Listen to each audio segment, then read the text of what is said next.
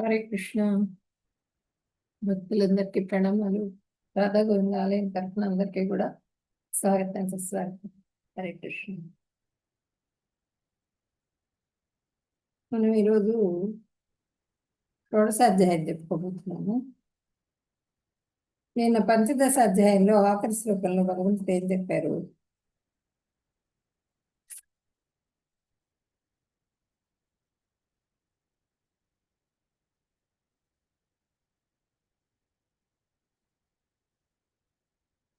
ఇది కుక్షితమం శాస్త్రం ఇదముక్తం మయా నఘా ఏతద్బుద్ధ్వా బుద్ధిమాన్ స్యాత్ కృతకృత్యస్య భారత. అనగుడవైన ఓ భరతవంశ కుమారా, వేద గ్రంథాల్లో ఇది మిక్కిలి రహస్యమైన భాగము. దానిని గురించి నేను ఇప్పుడు నీకు వెల్లడించాను. దీని అర్థం తెలుసుకున్నవాడు బుద్ధిమంతుడగును, అతని ప్రయత్నాలు పరిపూర్ణ విజయాన్ని పొందుతాయి అని చెప్పినని నిన్నటి అధ్యాయంలో చెప్పారు. అనగుడు అంటే పాపరహితుడు. నువ్వు పాపం ఏం చేయలేదు, పాపరహితుడు నువ్వు. భరతవంశం ఇది, ఇంత గొప్పవాడివి నువ్వు. వేద గ్రంథాల్లో మిక్కిలి రహస్యంగా ఉన్నటువంటి భాగాన్ని నీకు నేను వెల్లడించాను. దీని గురించి ఎవరైతే అర్థం చేసుకొని తెలుసుకోగలుగుతారో వాళ్ళు బుద్ధిమంతులు, అంటే శుద్ధభక్తులుగా అవుతారు.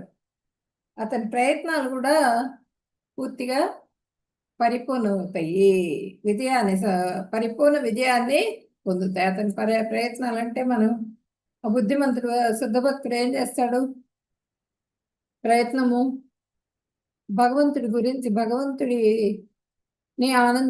ఆనందింపజేయాలని ప్రయత్నం చేస్తాడు. భగవంతుడి ఆనందమే నా ఆనందం అనుకుంటాడు. భగవంతుడి కృపకు పాత్రుడు కావాలనుకుంటాడు. ఆ భగవద్ధామానికి చేరుకోవాలనుకుంటాడు. కాబట్టి అవన్నీ కూడా నీకు లభిస్తాయి. పరిపూర్ణమైన విజయాన్ని సాధిస్తావు నువ్వు. ముక్తి సామ్రాజ్యాన్ని ఏలుకో నువ్వు. అర్జున, నువ్వు అంత గొప్పవాడివి, నాకు పూర్తిగా సరెండర్ అయిపో, నేను చెప్పినట్లు విను అని చెప్పినని భగవంతుడు 15వ అధ్యాయంలో చెప్పారు. మనకు కూడా చెప్పారు. అర్జునుడి పేరు చెప్పి మనకి చెప్పారు, కలియుగ వాసులకి. మనమంతా కూడా మందమతయో మందభాగ్యో అని చెప్పనని మందమతులము, మందభాగ్యులము. మనకి అసలు ఏది గుర్తుండదు, జ్ఞాపకం ఉండదు, ఏం చేయాలో తెలియదు, అయోమయ స్థితిలో ఉంటాం అన్నమాట. కలియుగ వాసులందరి పరిస్థితి అది. అలాంటి వాళ్ళకి ఆ మంచి బుద్ధి ఎప్పుడు వస్తుంది? ఆ భగవంతుడి శరణు పొంది ఆయన పాదాలు పట్టుకుని ఆయనకి సేవ చేసినప్పుడు వస్తుంది. కాబట్టి మన కోసంగా అది చెప్పడం జరిగింది. ఇప్పుడు మనము మంగళాచరణం చేసుకుని అధ్యాయం స్టార్ట్ చేద్దాం. హరే కృష్ణ. అజ్ఞానతిమిరాంధస్య జ్ఞానాంజనశలాకయా చక్షురున్మిళితం యేన తస్మై శ్రీ గురవే నమః. శ్రీచైతన్యమనోభీష్టం స్థాపితం యేన భూతలే స్వయం రూప కదా మహ్యం దదాతి స్వపదాంతికం. వందేహం శ్రీగురో శ్రీయుతపదకమలం శ్రీగురున్ వైష్ణవాంశ్చ శ్రీరూపం సాగ్రజాతం సగణ రఘునాథాన్వితం తం సజీవం సాద్వైతం సావధూతం పరిజన సహితం కృష్ణ చైతన్యదేవం శ్రీ రాధా కృష్ణ పాదాన్ సగణ లలిత శ్రీ విశాఖాన్వితాంశ్చ. హే కృష్ణ కరుణా సింధో దీనబంధో జగత్పతే గోపేశ గోపికా కాంత రాధాకాంత నమోస్తుతే. సప్తకాంత్యన గౌరాంగీ రాధే బృందావనేశ్వరి వృషభానుసుతే దేవి ప్రణమామి హరిప్రియే. వాంఛాకల్పతరుభ్యశ్చ కృపా సింధుభ్యేవ చ పతితానాం పావనేభ్యో వైష్ణవేభ్యో నమో నమః. నమో విష్ణుపదాయ కృష్ణప్రేష్టాయ భూతలే శ్రీమతే భక్తి వేదాంత స్వామినితి నామినే. నమస్తే సరస్వతి దేవే గౌరవాణి ప్రచారిణి నిర్విశేష శూన్యవాది పాశ్చాత్య దేశతారిణి జయ శ్రీకృష్ణ చైతన్య ప్రభు నిత్యానంద ప్రియద్వైత గదాధర శ్రీవాసాది గౌర భక్త బృంద హరే కృష్ణ కృష్ణ కృష్ణ హరే హరే హరే రామ రామ రామ హరే హరే హరే కృష్ణ.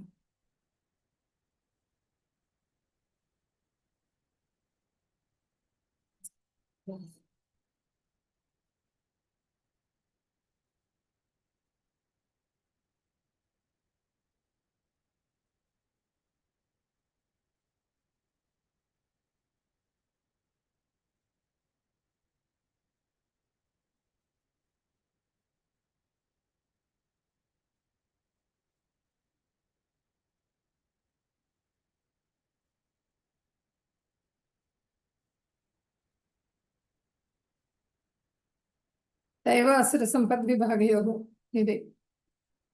అంటే ఈ అధ్యాయంలో భగవంతుడు ఏం చెప్తున్నారు?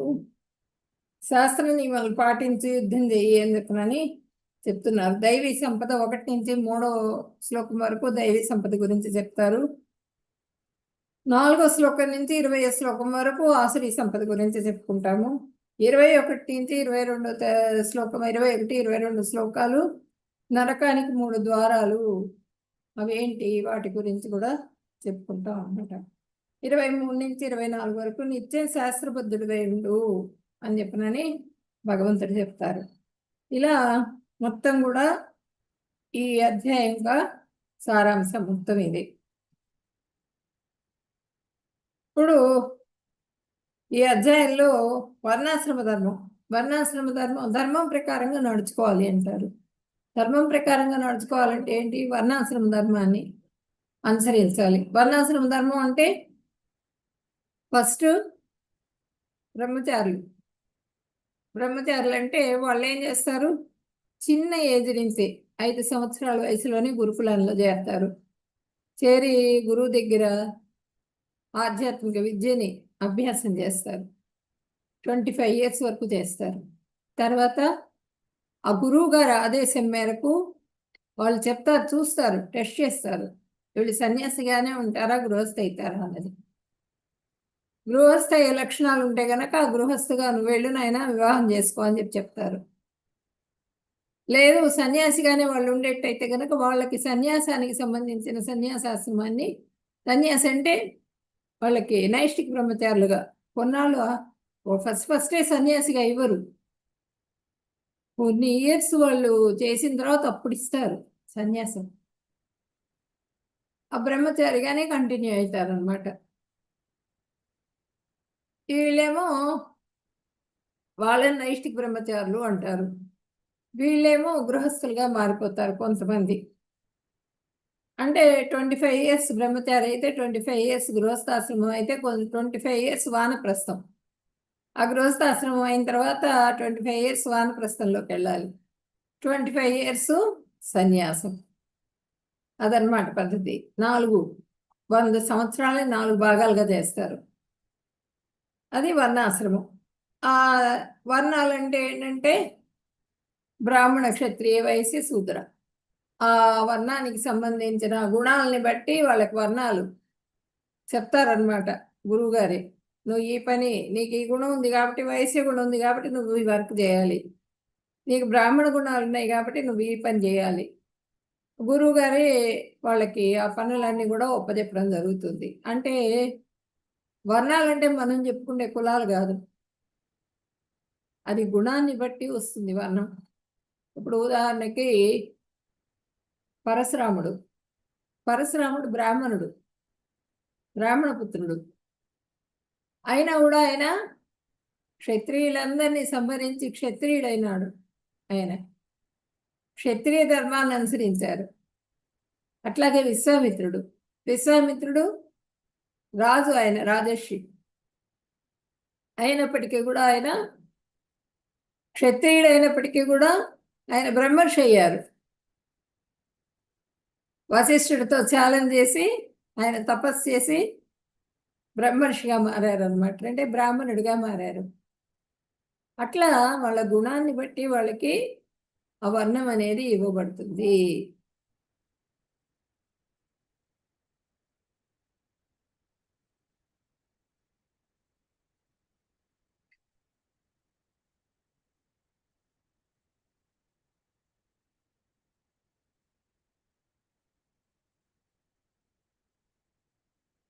దైవాసుర సంపద్విభాగ యోగం. ఓం శ్రీ పరమాత్మనే నమః. దైవాసుర సంపద్విభాగ యోగః. సప్తదశాధ్యాయః.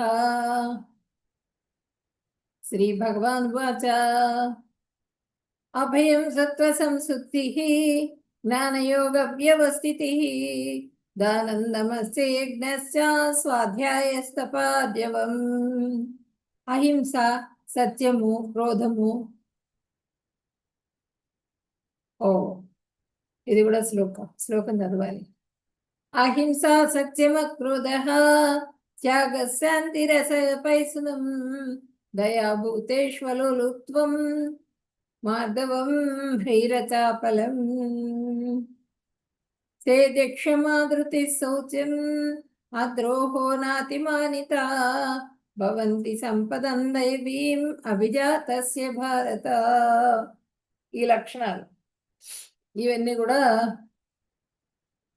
దైవీ లక్షణాలు అన్నమాట, దైవీ గుణాలు. వీటి గురించి చెప్పుకుందాం మనము.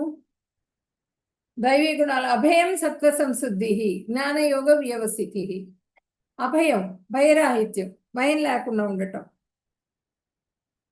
నిర్భయత్వం అంటే ఏంటంటే వీళ్ళకి సన్యాసుల లక్షణాలు ఇవి.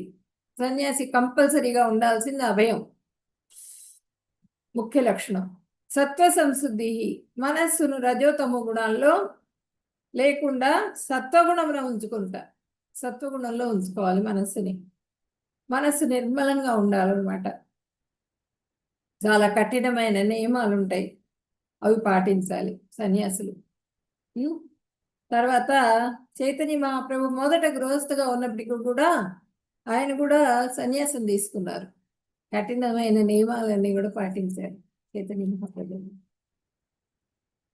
జ్ఞానయోగ వ్యవస్థితి, ఆధ్యాత్మిక జ్ఞానానికి సంబంధించిన పద్ధతులను తెలుసుకొని ఉండట. వేదవాంగ్మయాన్ని తెలుసుకొని ఉండుట. గృహస్థుకు జ్ఞానం ఇచ్చేందుకు సన్యాసి భిక్షాటన చేస్తారు. అంటే జ్ఞానయోగ వ్యవస్థితి అంటే ఆధ్యాత్మిక జ్ఞానం. ఆధ్యాత్మిక గ్రంథాలన్నీ చదువుకొని ఉండాలి వాళ్ళు. వాళ్ళకి భగవంతుడు అంటే ఏంటి అన్నది తెలిసి ఉండాలన్నమాట. ఆ సంబంధించిన పద్ధతులన్నీ కూడా తెలుసుకొని ఉండాలి. వేదవాంగ్మయం తెలుసుకొని ఉండాలి, వాళ్ళు చదివి ఉండాలి వేదాన్ని. గృహస్థుకు జ్ఞానం ఇచ్చేందుకు వాళ్ళు సన్యాసులు రెడీగా ఉండాలన్నమాట. వాళ్ళు దానికి తగ్గ జ్ఞానాన్ని వాళ్ళు పొంది ఉండాలి సన్యాసులు. తర్వాత సుఖదేవ గోస్వామి, ఆయన జ్ఞాని. ఆయన ఏంటి, వెళ్ళిపోతూ ఉండేవాళ్ళట. ఫస్ట్ ఆయన ఢిల్లీ ప్రాంతానికి వచ్చేటప్పటికి ఆయన ఎవరో పిచ్చివాడు అనుకున్నారు అందరూ. ఎగతాళి చేయటము, రాళ్ళేసి కొట్టడం ఇవన్నీ కూడా చేశారు. ఆయన్ని వెంబడి పట్టము ఇవన్నీ కూడా. కానీ లాస్ట్కి ఆయన పరీక్షిత్ మహారాజుకి ఎప్పుడైతే భాగవతం వినిపించారో అందరికీ తెలిసిపోయింది ఆయన చాలా గొప్పవాడు అనే విషయం. ఆయన వెళ్తూ వెళ్తూ ఒక గృహం దగ్గర అయితే ఆ గృహం దగ్గర వాళ్ళు పాలు పితుకుతూ ఉంటే ఆ పాలు పితికినంత సమయం మాత్రం ఉండేవాళ్ళట. ఉండే ఆ గృహస్థుకి జ్ఞానాన్ని ఇచ్చి అక్కడి నుంచి వెళ్ళిపోతూనే ఉండేవాళ్ళు. అలా సన్యాసులు ఆధ్యాత్మిక జ్ఞానాన్ని గృహస్థులకి బోధిస్తూ ఉంటారు. ఇవి 3 లక్షణాలు, 3 కూడా సన్యాసి గుణాలు. తర్వాత గృహస్థులు 25 సంవత్సరాలు గృహస్థుగా ఉండాలి కదా. ఆ గృహస్థుకు ఉండాల్సినవి ఏంటంటే దాన గుణం ఉండాలి. ధర్మ మార్గంలో సంపాదించిన ధనధాన్యాదులు అన్నింటినీ కూడా తన వరకు కొంత ఖర్చు పెట్టుకున్నప్పటికీ మిగిలిన దాన్ని భగవత్ కార్యానికి వినియోగించాలి. ధర్మ కార్యాలకి, భగవత్ కార్యానికి, కృష్ణ చైతన్యానికి, కృష్ణ చైతన్యం అభివృద్ధి చెందించటానికి, వీటికన్నింటికి కూడా ధనాన్ని వాడాలన్నమాట, ఖర్చు చేయాలి. ధనం కానీ, ఆహారం కానీ ఆధ్యాత్మిక సంస్థలకు, వ్యక్తులకు, కృష్ణ చైతన్యం ఉన్న వాళ్ళకి ఖర్చు పెట్టాలి. ఇప్పుడు మనకి గోశాలలు ఉన్నాయి, ప్రతి టెంపుల్లో కూడా గోశాల ఉంటుంది. అన్నదానం జరుగుతూ ఉంటుంది, ఎప్పుడు నిత్యం అన్నదానం జరుగుతుంటుంది. 3 పూట్ల పెడతారు. భగవంతుడికి నివేదన చేసిన ప్రసాదం ప్రతిదీ కూడా భక్తులకే డిస్ట్రిబ్యూట్ చేస్తారు. అట్లా అన్నదానం జరుగుతూ ఉంటుంది. టెంపుల్స్ కన్స్ట్రక్షన్ అవుతూ ఉంటాయి. అన్నింటికి ఇప్పుడు మ్యాంగ్లూర్ టెంపుల్ కన్స్ట్రక్షన్ అయిపోయింది, పక్కన భగవద్గీత కాలేజ్ కడుతున్నారు.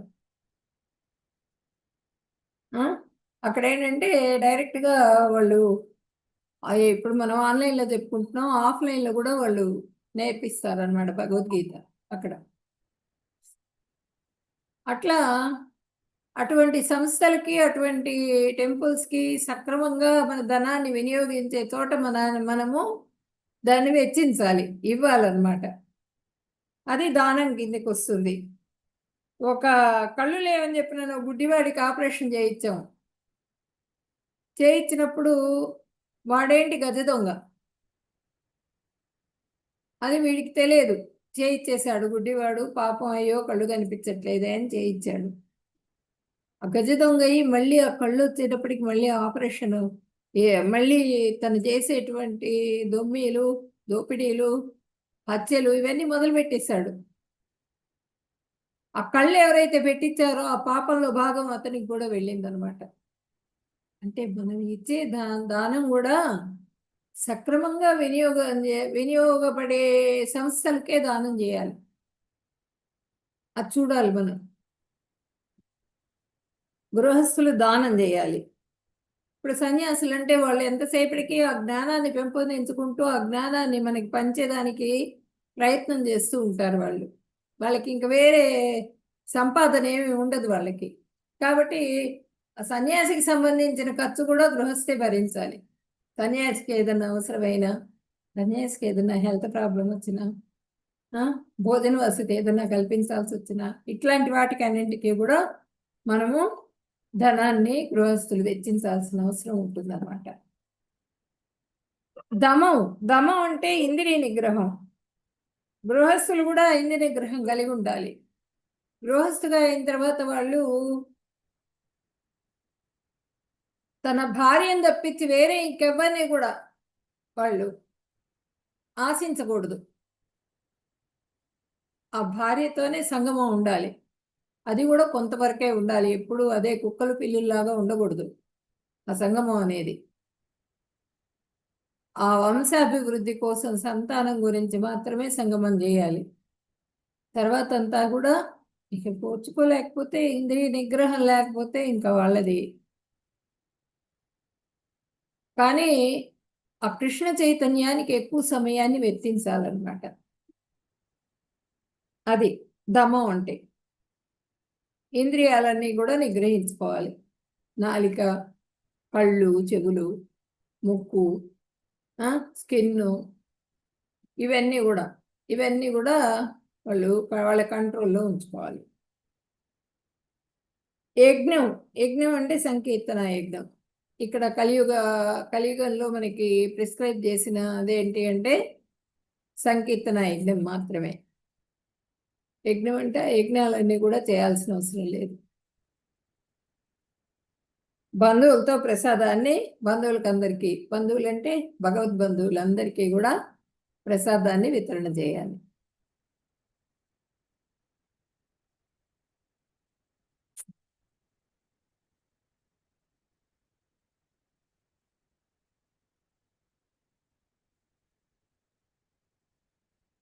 మనకి యజ్ఞంలో 5 రకాల యజ్ఞాలు చెప్పారు. అది ఏంటంటే బ్రహ్మయజ్ఞము, దేవయజ్ఞము, భూతయజ్ఞము, పితృయజ్ఞము, మనుష్య యజ్ఞం. బ్రహ్మయజ్ఞం అంటే వేదాధ్యయనము, భగవంతుడివన్నీ చదువుకోవటము, ఇవన్నీ బ్రహ్మయజ్ఞం. ఆ గురుకులంలో చేరి అధ్యయనం చేయటం ఇదంతా కూడా బ్రహ్మయజ్ఞం కిందికి వస్తుంది. తర్వాత దేవయజ్ఞం, భగవంతుడికి సేవ చేయటం, భగవంతుడికి అర్చన చేయటం, భగవంతుడికి అభిషేకం చేయటం, భగవంతుడికి ప్రసాదం ప్రిపేర్ చేసి నివేదన చేయటం, ఇవన్నీ కూడా దేవయజ్ఞం. తర్వాత భూతయజ్ఞం. భూతయజ్ఞం అంటే మన చుట్టూ ఉన్నటువంటి జీవరాశులన్నిటికీ కూడా అవి పాపం సంపాదించుకోలేవు కాబట్టి వాటికి కూడా మనం ఆహారాన్ని ఇవ్వాలి. ఎండగా ఉన్నప్పుడు కొంచెం మంచినీళ్ళు పెట్టాలి అక్కడ. అట్లా భూతయజ్ఞం చేయాలి. పితృయజ్ఞం, పితృదేవతలు ఎవరంటే మన పెద్దవాళ్ళు ఉంటారు కదా, వాళ్ళకి సంవత్సరానికి ఒక్కసారి వాళ్ళని జ్ఞాపకం చేసుకుని వాళ్ళ కృతజ్ఞతలు తెలుపుకుంటూ, ఈ జన్మ నాకు ప్రసాదించారు మీరని చెప్పిన కృతజ్ఞతలు తెలుపుకుంటూ వాళ్ళకి ఆ బ్రాహ్మడి రూపంలో ఏదో ఒకటి బ్రాహ్మడికి అందించాలన్నమాట. వాళ్ళ ఇంటి పద్ధతి ఉంటుంది, ఆ పద్ధతి ప్రకారంగా వాళ్ళు ఆ పితృదేవతలను తలుచుకొని సంవత్సరానికి ఒకసారి కంపల్సరీ చేయాలి. లేకపోతే మా తాతయ్యే కదా, మా నాన్నే కదా, నన్ను ఏం చేయరు, నేనంటే చాలా ప్రేమ, నేను చేయకపోయినా పర్వాలేదు అనుకుంటాను. రాంగ్ అది. వాళ్ళు పితృదేవతల స్థానానికి వెళ్ళినప్పుడు వాళ్ళకి చాలా కోపం ఉంటుంది. ఆకలి మీద వస్తారు మన దగ్గరికి. ఒక సంవత్సరం అంటే వాళ్ళకు ఒక రోజుతో సమానం. వాళ్ళు ఏంటంటే ఆకలితో వస్తారు. వచ్చినప్పుడు వాళ్ళకి మనం ప్రేమగా ఏదైనా అందించాలి. ఏమీ లేదు, ఏమీ ఇవ్వలేని పరిస్థితుల్లో ఉన్నావు నువ్వు, ఏ రోగం వచ్చింది, మంచాన ఉన్నావు, కనీసం నీళ్ళన్నా పోయాలి ఇట్లా. లేకపోతే ఏమీ లేదు నా దగ్గర, నన్ను క్షమించమని నమస్కారం అన్నా చేసుకోవాలి, వాళ్ళని గుర్తు చేసుకుని, అంత దయనీయ స్థితిలో ఉన్నప్పుడు. అట్లా పితృయజ్ఞం. తర్వాత మనుష్య యజ్ఞం. మనుష్య యజ్ఞం అంటే గృహస్థుగా మారి వాళ్ళు కృష్ణ చైతన్యంలో ఉన్నటువంటి సంతానాన్ని ఉత్పత్తి చేయటం మనుష్య యజ్ఞం, వంశాభివృద్ధి అనమాట. తర్వాత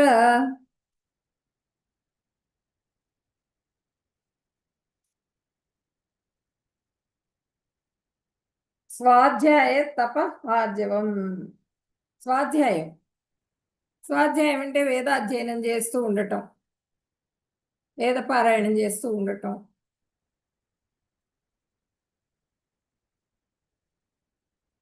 తపస్సు, తపస్సు అంటే వస్త్రాలన్నీ కూడా చాలా సింపుల్గా ఉండే వస్త్రాలు ధరించటం, బెడ్ మీద వాటి మీద అంతా కూడా పడుకోకూడదు. తర్వాత సుఖం కావాలనుకోకుండా సింపుల్గా ఉండటం, సరళంగా మాట్లాడటం, సరళంగా జీవించటం, ఇవన్నీ కూడా తపస్సు కిందకి వస్తాయి. స్వాధ్యాయ అంటే పుణ్యక్షేత్రాలకు వెళ్ళి తమ జీవనం పరిపూర్ణం చేసుకోవటం. భార్య సేవకురాలుగా వస్తుంది, వానప్రస్థాశ్రమంలో భార్య సేవకురాలుగా వస్తుంది. ఆ పుణ్య ప్రదేశాలు అక్కడికి వెళ్ళి వాళ్ళ జీవితాన్ని పరిపూర్ణం చేసుకోవాలి.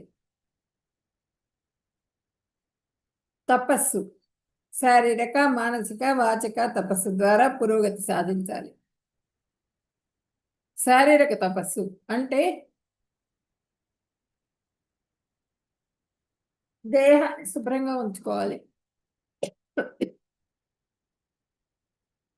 మనస వాచ కర్మణ, మనసు శుభ్రంగా ఉండాలి, కల్మషాలతో నిండి ఉండకూడదు.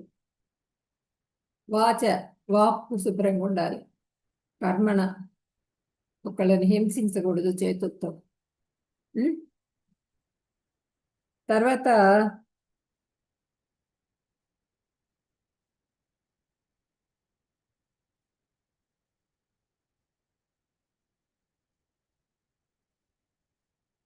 తపస్సు ద్వారా, ఈ విధమైనటువంటి తపస్సు ద్వారా పురోగతిని సాధించడానికి ప్రయత్నం చేయాలి.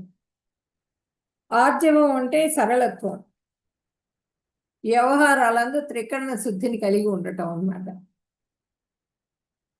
తర్వాత ఇప్పుడు కృష్ణ భగవానుడు బ్రాహ్మణ లక్షణాలు ఈ శ్లోకంలో తెలియజేశారు. మొత్తం కూడా 26 లక్షణాలు. ఈ పైనుంచి ఇవంతా కూడా బ్రాహ్మణ లక్షణాలు మొత్తం అన్నీ కూడా. బ్రాహ్మణుడు అంటే సత్వగుణం, సత్వగుణంలో ఉండి ఉన్నటువంటి ఆ బ్రాహ్మణుడి లక్షణాలు అవి దైవీ సంపద అన్నమాట, దైవీ లక్షణాలు.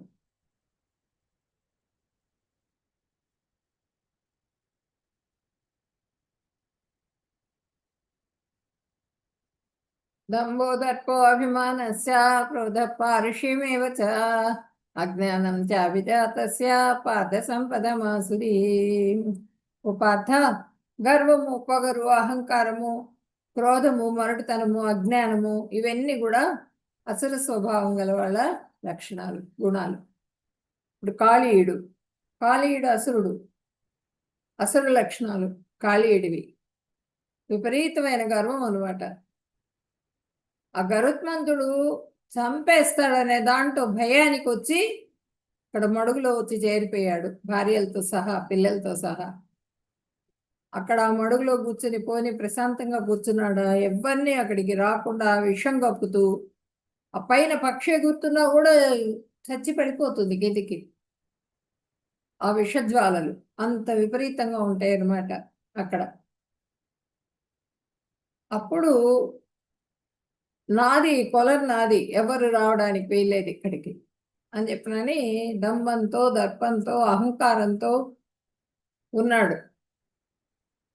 కృష్ణ భగవానుడు వచ్చారు. వచ్చి ఆ కాళీయుడి మదం మొత్తం కూడా అణిచేశారు. ఆ పడగల మీద నృత్యం చేశారు. పడగల మీద నృత్యం చేసి మొత్తం విషమంతా కక్కించారు కాళీయుడి చేత. విషమంతా కక్కించి మింగేద్దామని ప్రయత్నం చేస్తాడు కృష్ణ భగవానుడిని. ఆయన వల్ల కాదనమాట. ఆ విషం అంతా కక్కిన తర్వాత ఇంకా చచ్చిపోతాడనే పరిస్థితి వస్తుంది.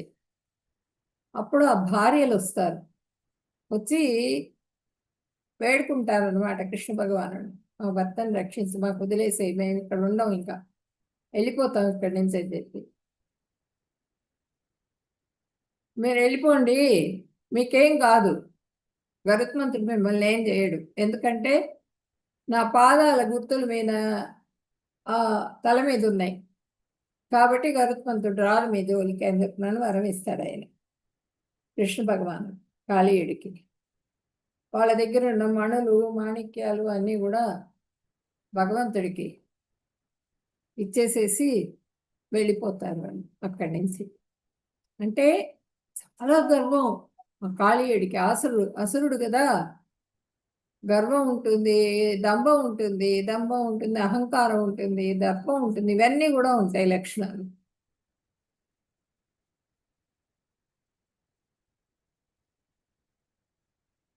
ఇప్పుడు ఇక్కడ ఆ లక్షణాలన్నీ కూడా దుర్యోధనుడికి ఉన్నాయి.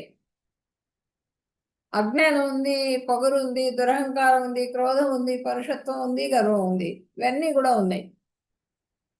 అందుకనే ఒక సూది మనంత కూడా ఇవ్వనన్నాడు. వీళ్ళకి ఇవ్వాల్సిన దాన్ని కూడా ఇవ్వకుండా వాళ్ళని చాలా కష్టాలు పెడతాడు దుర్యోధనుడు.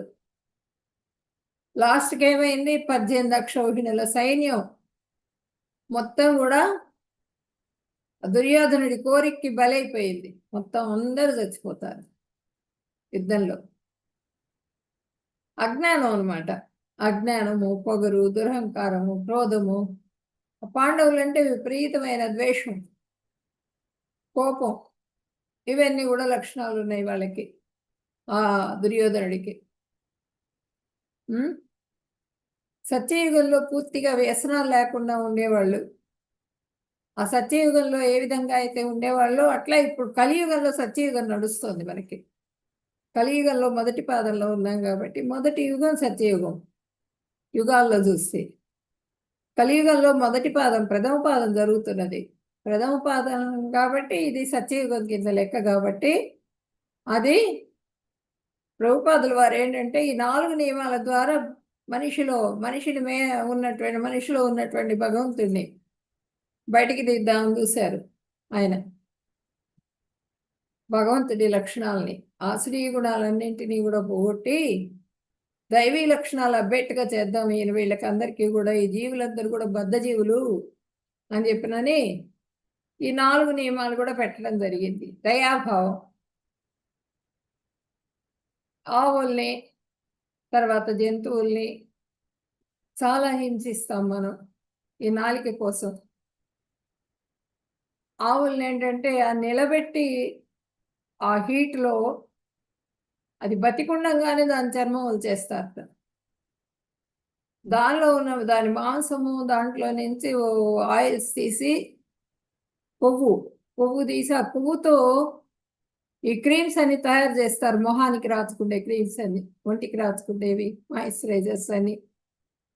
అది మనిషి వాడతాడు. చంపిన వాడికి ఎంత పాపం వస్తుందో ఈ వాడేవాడికి కూడా భాగం పంచుకుంటున్నాడు అవన్నీ వాడి. లిప్స్టిక్లు, అస్సలు లిప్స్టిక్ అసలు వేసుకోకూడదు. వేసుకోవద్దు, ఎవరికన్నా అలవాటున్నా మానేసేయండి. అసలు మేము లిప్స్టిక్లో ఏం లేదు, అంత వెజిటేరియన్ అంటారు. లిప్స్టిక్ ఎందుకు వేసుకోవాలి? మనకి న్యాచురల్గా సింపుల్గా సరళంగా ఉండాలి. ఆ లిప్స్టిక్ వేసుకుని మనము రోగం తెచ్చుకోవాలా?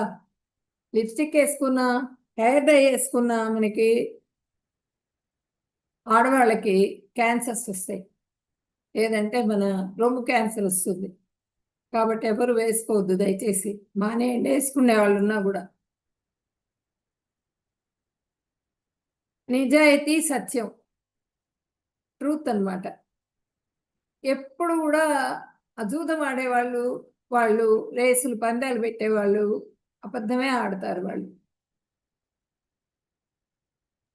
ఆ అబద్ధం ఆడకూడదు, సత్యాన్నే పలకాలి. నిజాయితీగా ఎదుటి వాడిని మోసం చేసే ప్రయత్నం చేస్తూ ఉంటారు జూదంలో. అది ఉండకూడదు, జూదం ఆడకూడదు. శుచిత్వం, శుభ్రత, ఆ భార్యతోనే సంగమం చేయాలి కానీ వేరే వాళ్ళందరినీ కూడా ఆడవాళ్ళని తల్లిగా చూసుకోవాలి, అక్క చెల్లెలుగా చూసుకోవాలి. కానీ వాళ్ళతో ప్రతి ఆడదాన్ని కూడా నా భార్య అని చెప్పిన దృష్టితో చూసి వాళ్ళతో అక్రమ సంబంధం పెట్టుకోవడానికి ప్రయత్నం చేయకూడదు అనమాట. అదే శుచిత్వం. చేయకుండా ఉండటమే నిరాడంబరత. అంటే ఇలాంటి డ్రింక్స్ ఏవి కూడా తాగకూడదు, మత్తు పదార్థాలు. ఈ 4 నియమాలు కూడా మాకు కంపల్సరీ.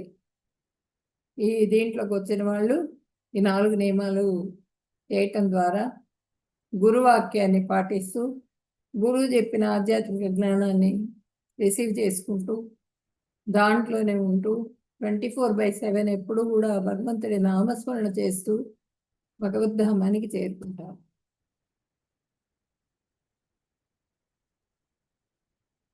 భక్తులైతే ఈ విధంగా సంకీర్తన చేస్తారు, హ్యాపీగా ఉంటుంది వాళ్ళ ఫ్యామిలీ. భక్తులు కాని వాళ్ళ ఫ్యామిలీ ఈ విధంగా భార్యాభర్తలు కొట్టుకుంటూ ఉంటాడు, విడాకులు తీసుకుంటూ ఉంటారు, వాళ్ళ మధ్యలో పిల్లలు నలిగిపోతూ ఉంటారు. ఇలాంటి కుటుంబాలు. అదెందుకంటే అహంకారం, నేను గొప్ప, నా మాటే వినాలి. దైవీ సంపద్ విమోక్షాయ నిబంధాయ శ్రీమత మాసు చే సంపదం దైవీం అభిజాతోసి పాండవ.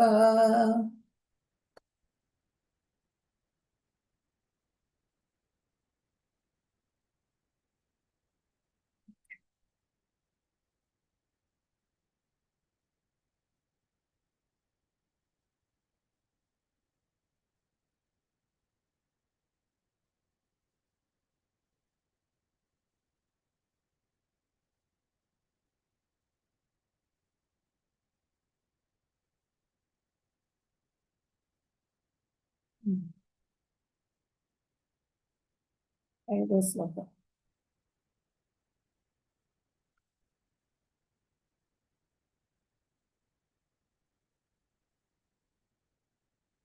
దైవీ గుణాలు మోక్షం దిశగా తీసుకెళ్తాయి, కానీ ఆశ్రీ గుణాలు బంధనంలో చిక్కుకుపోయి ఉండటానికి కారణమవుతాయి. అర్జున, నువ్వు దైవీ గుణాలతోనే జన్మించావు, బాధపడద్దు అని చెప్పారు.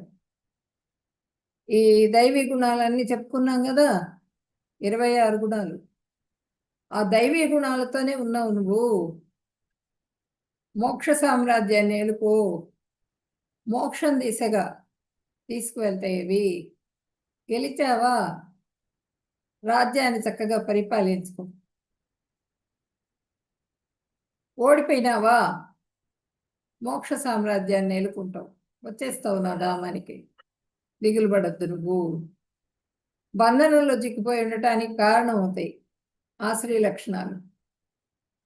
అర్జున, నువ్వు దైవీ గుణాలతోనే జన్మించావు, బాధపడవా అని చెప్పనని భగవంతుడు ఇక్కడ చెప్పడం జరిగింది. అంటే భగవంతుడి మీద దృఢ శ్రద్ధ ఏర్పడుతుంది. ఎట్లా? మన మనసులో సందేహ నివారణ జరిగినప్పుడు, సంశయాలు, సందేహాలు ఇవన్నీ కూడా ఏవి లేకుండా నివారింపబడతాయి ఆ భగవంతుడి సేవ చేస్తూ ఉన్నప్పుడు. అప్పుడు భగవంతుడి మీద దృఢ శ్రద్ధ ఏర్పడుతుంది మనకి, భగవంతుడి సేవ మీద.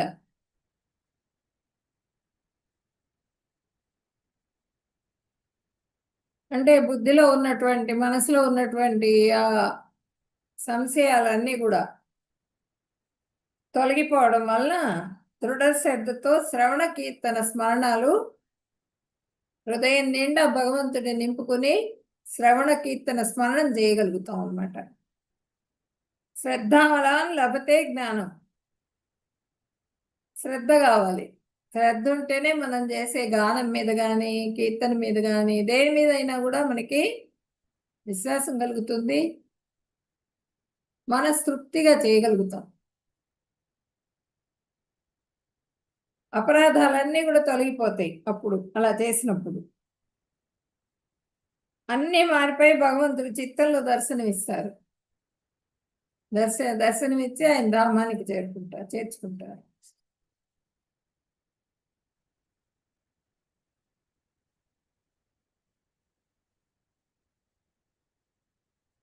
దౌభూత సర్గో లోకేస్మిన్ దైవాసుర ఏవ చ దైవో విస్తరస ప్రోక్త ఆసురం పార్థమే శృణు.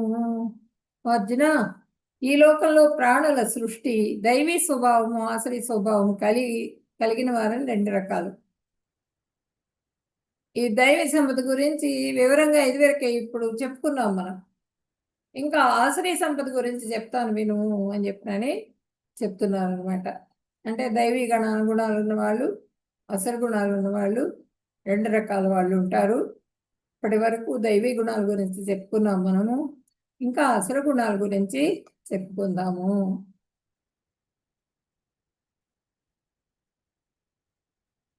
ప్రవృత్తించ నివృత్తించాది నానా విదురాసురా నాశుచం నాపి చాచారో నా సత్యం తేషు విద్యతే. అసుర స్వభావం కలిగిన వాళ్ళకి చేయదగ్గనదేదో చేయకూడనిదేదో తెలియదు. వాళ్ళలో శుచిత్వము, సదాచారము, సత్యం కానీ వారిలో కనిపించదు. ఆసురీ లక్షణాలు ఎవరికైతే ఉంటాయో వాళ్ళకి అసలు ఏది చేయాలి, ఏది చేయకూడదు, ఏది తప్పు, ఏది ఒప్పు ఏమి తెలియదు వాళ్ళకి. వాళ్ళల్లో ఏంటంటే ఒక గర్వము, డంబము, అహంకారం ఇవన్నీ కూడా కలిగి ఉంటారు. శుభ్రత ఉండదు వాళ్ళకి. ఏ స్త్రీ కనిపిస్తే ఆ స్త్రీని అనుభవిస్తూ ఉంటారు. సదాచారం ఉండదు, సత్యం పలకరు, అబద్ధాలే మాట్లాడుతూ ఉంటారు. వాళ్ళు సత్యం కూడా ఉండదు. ఈ లక్షణాలన్నీ ఆసురీ లక్షణాలు అన్నమాట.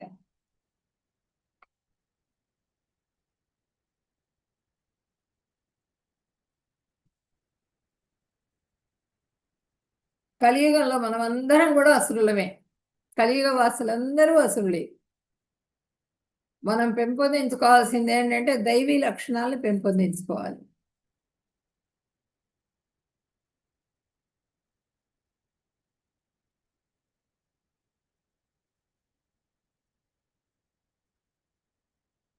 అసత్యం అప్రతిష్టంతే జగదాహురనీశ్వరం అపరస్పర సంభూతం కిమన్యత్ కామహైతుకం. వారు ఈ జగత్తు అసత్యమని, ఆధారం లేనిదని, అధిపతి లేనిదని అంటారు. మైథున కోరిక వలననే ఇది ఏర్పడిందని, కామం తప్ప సృష్టికి వేరే ఇంకేది కారణం కాదు అని చెప్పినని వాళ్ళు వాదిస్తూ ఉంటారు. స్త్రీ పురుషుల కలయిక మూలంగానే మొత్తం సృష్టి జరుగుతున్నది. అంతేగాని భగవంతుడు బీద ప్రదాత ఏమిటి ఇవన్నీ నాన్సెన్స్, అక్కర్లేదు. అవన్నీ ఏం చెప్పాల్సిన అవసరం లేదు, మాకు తెలుసు అన్నీ అని చెప్పినని వాళ్ళు అంటారనమాట.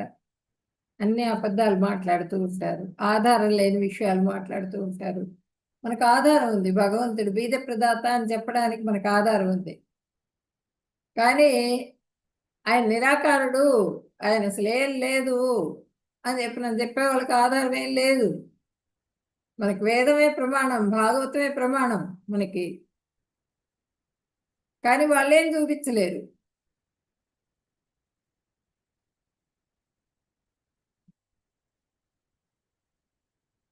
ఏతాం దృష్టిమవష్టభ్య నష్టాత్మానో అల్పబుద్ధయః ప్రభవంతి ఉగ్రకర్మాణః క్షయాయ జగతో హితాః. ఇటువంటి దృక్పథంతో గట్టిగా ఉండి తప్పుదో పట్టిన జీవాత్మలు అల్పబుద్ధితో క్రూర కార్యాల్లో ప్రపంచానికి శత్రువులుగా మారి కీడు కలిగించేవి దారుణమైనవి అయిన పనుల్లో పాల్గొంటూ ఉంటారు. వీళ్ళేంటి ఆసురి ప్రకృతితో బాంబులు వేయటము,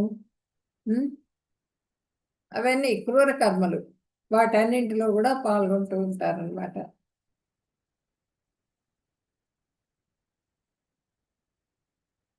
వీళ్ళు ప్రపంచానికి శత్రువులు, పూర్తిగా బుద్ధి లేని వాళ్ళు అనమాట.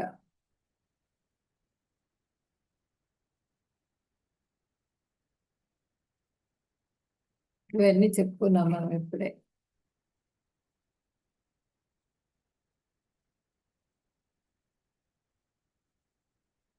అసలు స్వభావాల వైఖరి ఇంద్రియ సంతృప్తియే మానవ నాగరికత యొక్క ప్రధాన అవసరం అని చెప్తారు వాళ్ళు. లెక్కలేని ఆందోళనలు వాళ్ళకి, వేలాది కోరికలు వలయంలో చిక్కుకుపోతారు, కామక్రోధాలతో నిమగ్నమై ఉంటారు. ఇంద్రియ సంతృప్తి కోసం చట్టవిరుద్ధమైన మార్గాలను కూడా అనుసరిస్తూ ఉంటారు వీళ్ళు. ట్యాక్స్ కట్టకుండా డబ్బులన్నీ తీసుకుపోయి ఎక్కడో దాచిపెట్టుకుంటూ ఉంటారు. ఎస్ఎస్ బ్యాంక్లోనో ఎక్కడో అట్లాంటి చోట్లంతా కూడా దాచిపెట్టుకుంటూ ఉంటారు. అండర్ గ్రౌండ్ గోడౌన్లో దాచిపెడతారు. అండర్ గ్రౌండ్ ఇవన్నీ కూడా వాళ్ళు చేస్తూ ఉంటారు అనమాట. కాంసుడు ఇక్కడ ఎవరు? హిరణ్యకశిపుడు. ప్రహ్లాదుడిని నారాయణ అనలేదని కొడుకును కూడా సంహరించడానికి రెడీ అయిపోయాడు. బుద్ధి లేనితనం అనమాట, అజ్ఞానం. ఇక్కడ చూడండి, ఈయన ఎవరితను? ఇక్కడేమో హిరణ్యకశిపుడు, ఈయన కంసుడు. కంసుడు ఏం చేస్తాడు? ఆ చెల్లెల్ని చంపబోతాడు. అష్టమ గర్భం వచ్చి నేను సంహరిస్తుందని చెప్పంగానే దేవిని అత్తగారింటికి తీసుకెళ్తున్నవాడు కాస్త మధ్యదారిలో ఆపేసేసి ఆమె సంహరించడానికి చూస్తాడు, కత్తి దూస్తాడు ఆమె మీద. వసుదేవుడు మాట ఇస్తాడు, పుట్టిన ప్రతి పిల్లని తీసుకొచ్చి నేను గొప్ప చెబుతాను అని చెప్పాని. ఇప్పుడు వదిలేస్తాడు వాళ్ళని. ఇక్కడ రావణాసురుడు సీత అమ్మవారిని చెరబట్టాడు. చెరబట్టి చాలా ఇబ్బంది పెట్టాడు ఆయన. ఇది కామం మూలంగా ఆ విధంగా చేశాడు. ఎవరైనా సరే అందమైన వాళ్ళు కనిపిస్తే నేనే అనుభవించాలి అనేటువంటి కోరిక. ఆత్మసంభావిత స్తబ్ధ ధనమానమదాన్వితాః యజంతే నామ యజ్ఞస్తే దంభేన విధిపూర్వకం. తామే పొగుడుకుంటూ వినయ విధేయతలు లేకుండా ధర్మద గర్వంతో వాళ్ళు శాస్త్ర విరుద్ధంగా పేరుకు మాత్రమే యజ్ఞాలు చేస్తారు. పేరు కోసం యజ్ఞాలు చేస్తూ ఉంటారు. శాస్త్రంలో లేదు అది పద్ధతి, అయినా సరే దాన్ని అనుసరిస్తూ ఉంటారు అన్నమాట. శాస్త్రంలో లేని దాన్ని. నేను చాలా సుఖంగా ఉన్నాను, రకరకాల ఆహార పదార్థాలు తింటాను, నా చుట్టూ కూడా నౌకర్లు ఉన్నారు, నేను చాలా ఆనందంగా ఉన్నాను, పెద్ద ఇల్లు కట్టుకోవాలి, ఇవన్నీ కూడా కోరికలు కలిగి ఉంటారనమాట. తామే పొగుడుకుంటూ ఉంటారు, వాళ్ళే పొగుడుకుంటూ ఉంటారు. వినయ విధేయతలనే ఉండవు వాళ్ళకి. ధనమద గర్వంతో వాళ్ళు శాస్త్ర విరుద్ధంగా పేరుకు మాత్రమే యజ్ఞాలు ఆచరిస్తూ ఉంటారు. యజ్ఞం అంటే పూర్వకర్మ ఉంటుంది, ఉత్తర కర్మ ఉంటుంది. అవంతా వాళ్ళకి ఏం అవసరం లేదు, పేరు వస్తే చాలు. ఎప్పుడు అనుకుంటే అప్పుడు మొదలు పెట్టేస్తూ ఉంటారు. ఋత్విక్కులు ఉండరు, దానం ఇవ్వరు. ఆ, ఇవన్నీ కూడా జరగాలి, కానీ ఏవి కూడా చేయరు వాళ్ళు. చేయకుండా యజ్ఞం యజ్ఞం చేసామని చెప్పి ధన గర్వంతో ఉంటారు వాళ్ళు.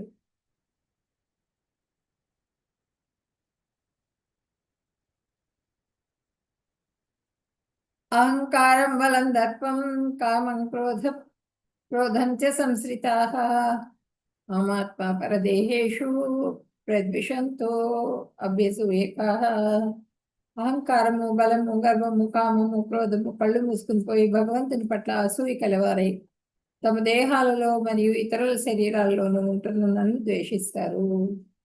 అది ప్రతి జీవిలో కూడా పరమాత్మ రూపంలో ఉన్నాడు భగవంతుడు. కానీ అసుర సంపద ఉన్న వాళ్ళకి వాళ్ళు ఏం చేస్తారు? అసూయ అసూయ ఎక్కువగా ఉంటుంది వీళ్ళకి. తమ దేహాల్లో ఉన్నటువంటి ఆ పరమాత్మని వాళ్ళు గుర్తించలేరు. ఇతర శరీరాల్లో ఉన్నటువంటి పరమాత్మని కూడా వాళ్ళు ద్వేషిస్తారు, గుర్తించరు. దానికి కారణం ఏంటి? అహంకారము, బలము, గర్వము, కామము ఇవి కలిగి ఉంటారు. వాళ్ళ సుఖమే వాళ్ళకు ముఖ్యం.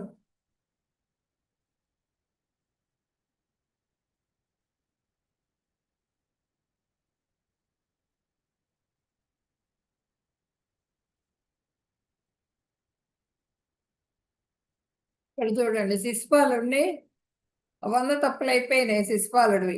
100 తప్పుల వరకు కాస్తానని చెబుతాడు మేనత్తకి, శిశుపాలుడి తల్లికి. 100వ తప్పు చేయంగానే భగవంతుడు కాదు, భగవంతుడి దగ్గర ఉండేటువంటి సుదర్శన చక్రమే వచ్చేస్తుంది, వచ్చి ఆయన్ని సంహరించేస్తుంది శిశుపాలుడిని రాజసూయాగం సమయంలో.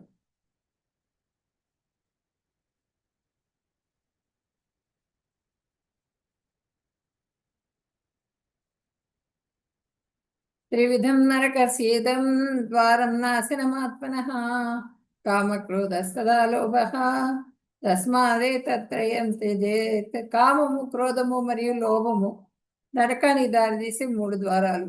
ఈ నరక ద్వారాలు 3 ఆత్మ వినాశనానికి కారణాలు. అందువల్ల ఈ మూడింటిని కూడా మనిషి వదిలిపెట్టాలి. 3 ద్వారాలు. లస్ట్, ద్రౌపదిని అవమానించారు వీళ్ళు, దుర్యోధనాదులు. భగవంతుడే రక్షించారు ఆమెకి. కామం, క్రోధం. క్రోధం అంటే ఏంటి? ఆ భీముడి మీద విపరీతమైన కోపం దుర్యోధనుడికి. భీముడిని ఎట్టా అయినా సరే చంపేయాలని చిన్నప్పటి నుంచి కూడా అదే జాస్లో ఉంటాడు దుర్యోధనుడు. తర్వాత దురాశ. దురాశ అంటే మొత్తం హస్తినాపురం మొత్తం వీళ్ళకి రావాల్సిన భాగం కూడా వాళ్ళే కాజేస్తారు, ఇవ్వమంటారు, రిటర్న్ ఇవ్వమంటారు. దాంతో యుద్ధం ప్రకటిస్తారు అన్నమాట వీళ్ళు, పాండవులు. యుద్ధం ప్రకటించేటప్పటికి 18 అక్షౌహిణుల సైన్యం మొత్తం కూడా తుడిచిపెట్టుకుపోయింది అనమాట, చచ్చిపోయినారు అందరు కూడా.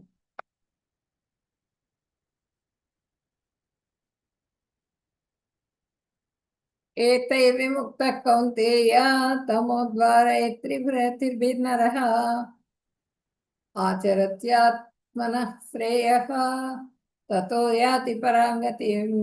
కౌంతేయ, ఈ 3 దుర్గుణాలను వదిలివేసిన వారు ఆత్మానుభూతికి అనుకూలమైన కార్యాలను చేస్తూ ఆ విధంగా క్రమంగా పరమపదాన్ని పొందుతారు.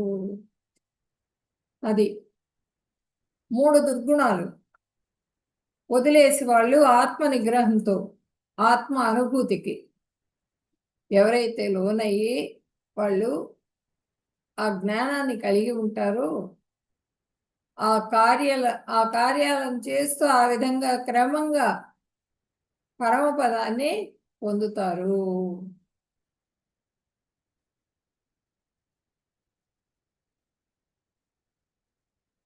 శాస్త్ర విధిముత్సృజ్య వర్తతే కామకారకః. न स సిద్ధిమవాప్నోతి న సుఖం న పరాంగతిం. శాస్త్ర విధులను విస్మరించి తన ఇష్టానుసారంగా పనిచేసేవాడి పరిపూర్ణతను, ఆనందాన్ని లేదా పరమగమ్యాన్ని పొందగలడు. శాస్త్రాల విధులను విస్మరించేస్తారు. విస్మరించేసేసి వాళ్ళ ఇష్టం ప్రకారంగా వాళ్ళు నడుచుకుంటూ ఉంటారు, పనిచేస్తూ ఉంటారు. అలాంటి వాళ్ళు పరమగమ్యాన్ని పొందలేరు అని చెప్పని భగవంతుడు చెప్తున్నారు.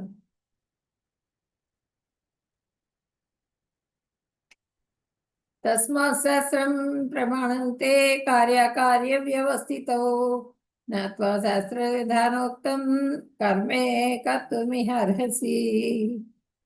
అందువల్ల చేయదగిన కార్యం ఏదో, చెయ్యకూడని కార్యం ఏదో నిర్ణయించుకోవాలి. సక్రమంగా నిర్ణయించుకుని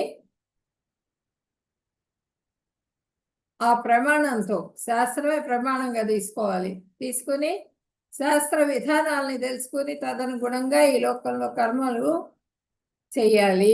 ఈ లోకంలో ఉన్నప్పటికీ కూడా ఇవన్నీ కూడా చేస్తూ ఉండాలి అని చెప్తున్నారు ఇక్కడ. వరాహదేవుడు, హిరణ్యాక్షుడు, ఇదేంటంటే different planets.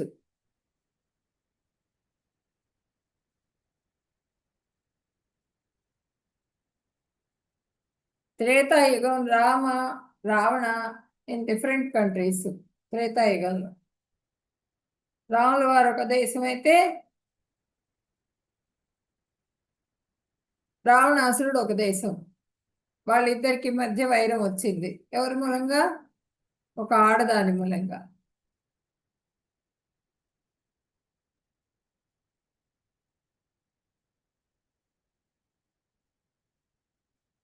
Dwapara Yuga Pandavas, Kauravas in the same family.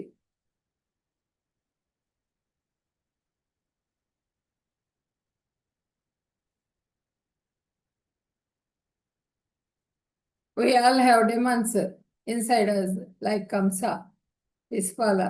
How to overcome? వాటి నుంచి ఎట్టా బయటపడాలి? డెమన్స్ అందరు కూడా ఉన్నారు, వాళ్ళు మనకి ఫేవర్గా ఉన్నారు.